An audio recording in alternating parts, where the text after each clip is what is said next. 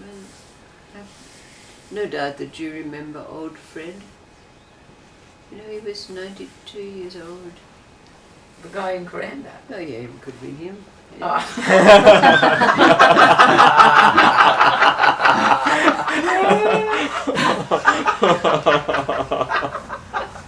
He went to the doctor's. And he said, I want you to lower my sex urge. And the doctor started to laugh like mad. And he said, oh, Fred, he said, it's all up here. He said, yes, doc, I want you to lower it.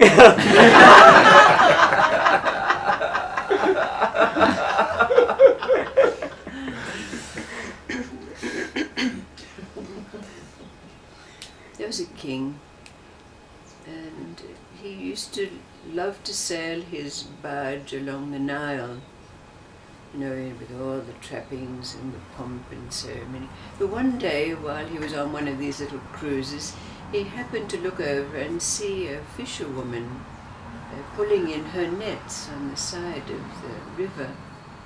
And she wasn't particularly strikingly beautiful, but there was something about her that just captured him. And he couldn't forget her. He thought about her every day and every night. He couldn't get this woman out of his mind. So he asked one of his advisors about it, and his advisor said, oh, I'll go and check it out for you and see if she's married, see if she's available. So the advisor came back and told the king that yes, she was married to a fisherman, and this fisherman was quite respected amongst his own community, so she was unattainable, married. But the king could not get this woman out of his mind. So the advisor said to him, look, you're the king. You can have and do anything you want. So between them, they plotted. Now the king was one of those who loved a paradox. He loved riddles and enigmas and conundrums and all of those kind of things. So of course that was part of his being too. So in this little ploy that they plotted together, this was incorporated into that. So what they decided was that they would bring the fishermen over into the presence of the king, which they did. And the king said to the fishermen, now, I want you to answer for me 3 riddles. And if you cannot answer these riddles, I am going to lop your head. Of course, fully believing that this simple fisherman would not be able to solve these riddles, so he could have this woman for himself. So he said to the fisherman, the first riddle is that you have to come to me tomorrow, neither walking nor riding. So the fisherman was very perplexed and unhappy about this, and he went back to his wife. He said, I don't know what I'm going to do. How? Walking and riding? The wife said, don't worry, because in fact this wife, she was a special being. She was one of those ones we would call fae, you know, they have those kind of abilities.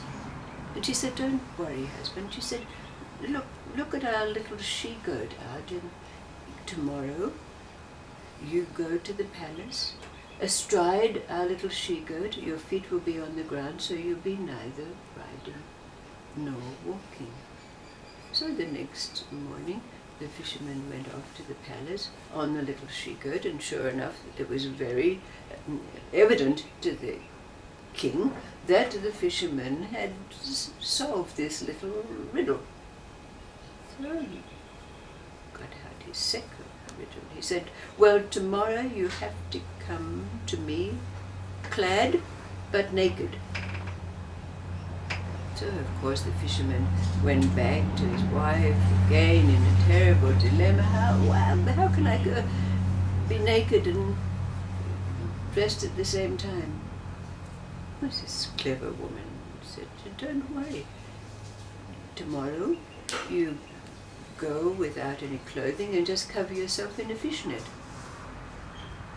So off he went to the palace, naked, just wearing a fishnet over him. Well, of course, the king could see that he'd solved this riddle also. He had understanding of enigmas and such like. So he had to think of something even greater to get his desires. So he said to the fisherman, "Tomorrow you have to bring to me an infant that can tell riddles and tall tales." Now, of course, he'd only had a hearsay of this kind of thing, so he was laughing in his beard about this, that this was not something that the fisherman could do. And the fisherman was terribly, he went back to his wife and said, "What are we going to do? There is no such thing as a child that can..." Said the wife, "But yes, there is.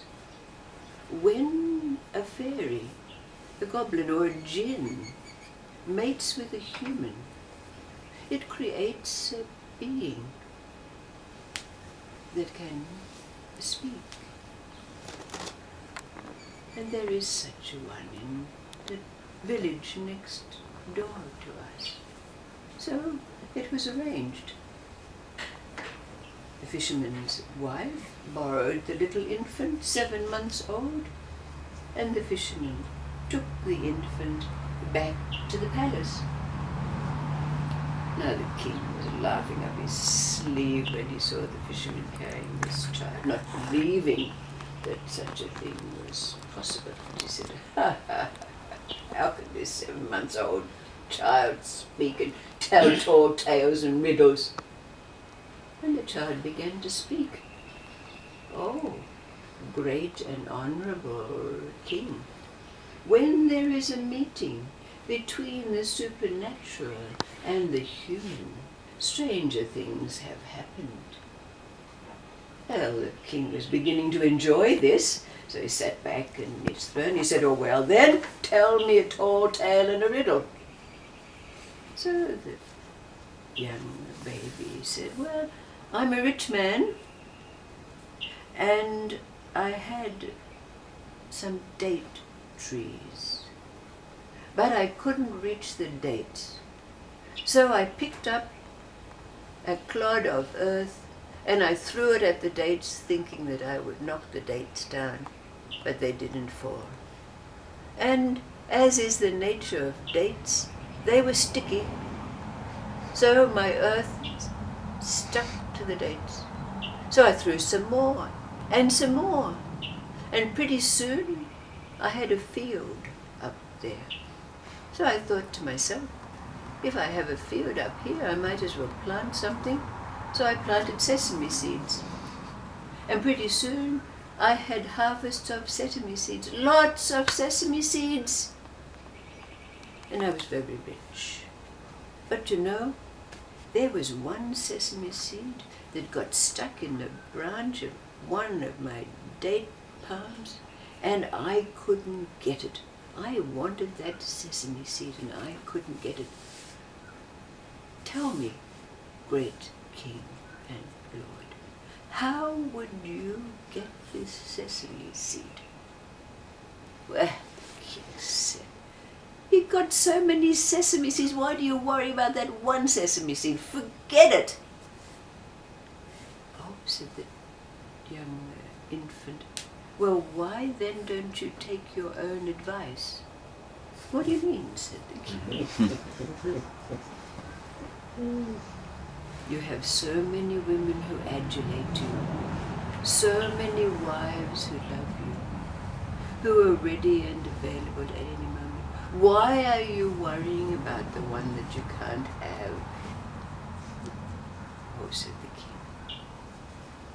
And he freed the fisherman to go home to his loving wife. Of course, the child went back to his parents. What is it in these strange tales that have such kernels of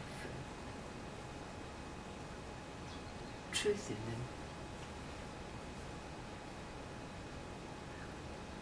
What is it about this tale that arises for you as an awareness?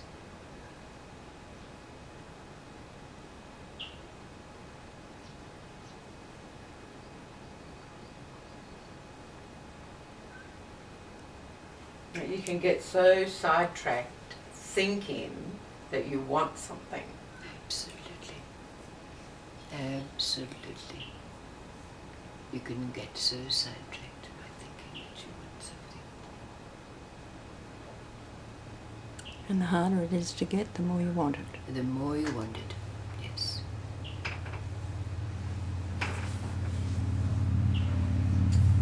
Goes back to Adam and Eve, doesn't it?